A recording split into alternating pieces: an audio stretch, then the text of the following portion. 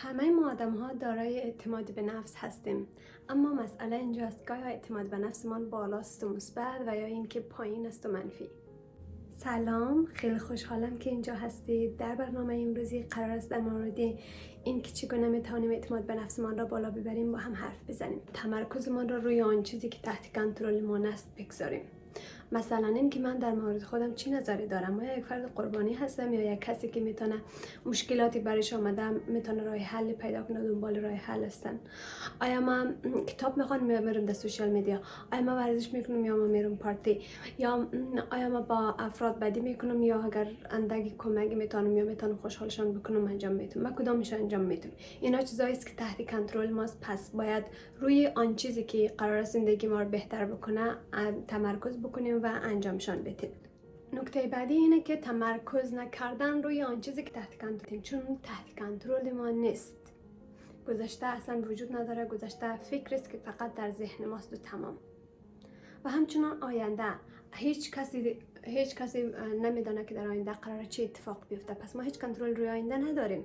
مردم در مورد ما چی فکر میکنن، چی نظر دارن، اصلا مهم نیست. نباید براتون مهم باشد که این نفر، دوستیم، این خانواده یا جامعه قرار در مورد ما چی فکر کنن. آنها چیزی رو فکر میکنه که خودشان در وجودشان هست و در تو میبینه. یعنی شما کسی نیستین که اونا در واقع فکر میکنه. شما چیزی هستین که خودتان فکر میکنین و خود واقعیتان هستین. هیچ کس در 24 ساعت با شما نیست. افکارتان خوانده نمیتونه که ببینه شما کی هستین. اونا نظری دارن یا مثلا اگر شناخت شما دارن بر اساس داشته ها و چیزایی که در ذهن خودشان هست دارن. پس اصلا نگران نباشین که مردم قرار در مورد شما چی فکر کنند. شما کار درست و خوبتان را انجام میدین و به فکر مردم نمی باشین. خود آگاهی یعنی ما خودمان رو بشناسیم، نقاط قوت و ضعفمان رو بشناسیم. کتابچه قلم بردارین، بنویسین من کی هستم. اگر جوابی دریافت نتونستین بنویسین من چی کسی نیستم. ارتباطات یاد بگیرید که چگونه در شرایط مختلف، چگونه با آدم‌های مختلف رابطه درست یا ارتباط درست را برقرار بکنید. باید یاد داشته باشین که نه به کسی دیگر ضرر برسانین، نه دیگران بتونه به شما در واقع نفوذ کنه یا به شما ضرر برسانه. بفهمین که با جنس مخالف که نمیشناسین، اعتماد ندارین، چگونه میتونین برخورد بکنین. رئیستان چگونه برخورد میتونین داشته باشین، با همکارتون چگونه برخورد میتونین داشته باشین. اینا چیزایی است که 100% باید یاد داشته باشین. هدف داشته باشید. افرادی که هدف دارند با اعتماد به نفس هستند.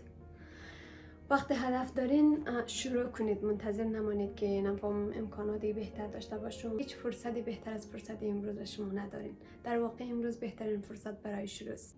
افراد موفق را برایتان یک نمونه قرار دهید. به جای اینکه حسودی کنین، مثلا بگوین این نفرها شاید دزدی کردن، این همه پول و موتر و زندگی خوب را دارن. نه، شما میتونین فقط آنها را برایتان انگیزه قرار دین. حتی دوستایتان اگر میبینین یه خوردی در واقع از شما جایگاهش بالاتر رفته، حسودی نکنین. چرا؟ چون آنها چیزهایی که برایشان در واقع تعریف شده بوده را داشتن، تلاش کردن، به دستشان آوردن. و اینم بفهمین که هر چیزی که مربوط شما میشه را هیچ کس از شما نمیتونه بگیره. فقط کافی است بخواهید چیزهای بزرگ بخواین، با کوچک اکتفا نکنید.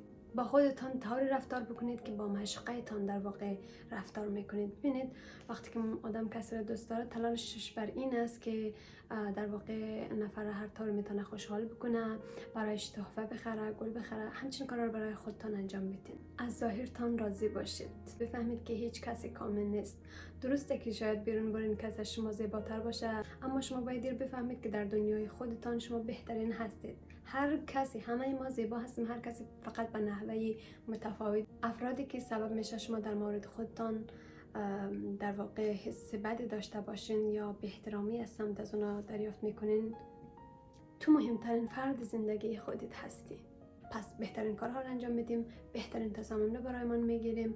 بهترین کارها مثلا به جای یک سوشال مدیا بریم میتونیم کتاب بخونیم، خودمان رو در واقع هر روز توسعه بدیم، کتاب‌های توسعه فردی بخونیم، روی اهدافمان کار کنیم، از خود و دیگران توقع داشته باشیم. بله توقع داشته باشیم، نه توقعات به جای. نه مثلا وقتی که اینجای کار میکنین میبینین که رئیستان در واقع برخورد خوبی با شما نداره، شما میتونین به رئیستان بگوین یا همکارتان که رفتاری که شما به ما دارین درست نیست از نظر من، اگر میتونین کم مثلا بهتر با من رویه داشته باشین. همچنان از خودتان توقع داشته باشین. مثلا ما به خودت میگم فرزانه ما از توقع دارم که تو روز 5 صفحه تا 10 صفحه کتاب باید بخوانی. ما از توقع دارم که کارهای خوب بکنی. ما از توقع دارم که رس ساعت بخوابی، رس ساعت بیدار شوی. ما از توقع دارم که برنامه هر روز انجام بدی. در آخر شکرگزار باشیم. ما با شکرگزاری هیچ لطفی در حق خدا انجام نمیدهیم، فقط لطفی است که به حق خودمان میکنیم. در واقع با شکرگزاری کردن هر چیزی را که داریم دو برابر میکنیم. هر روز وقتی که صبح از خواب بیدار میشی ببینین دور و برتان چی دارین، بابت همهشان شکرگزار باشین. یک قلم کتابچه دست کنین، هر روز 5 تا 10 تا بنویسید بابت چه چیزهای شما شکرگزار هستید.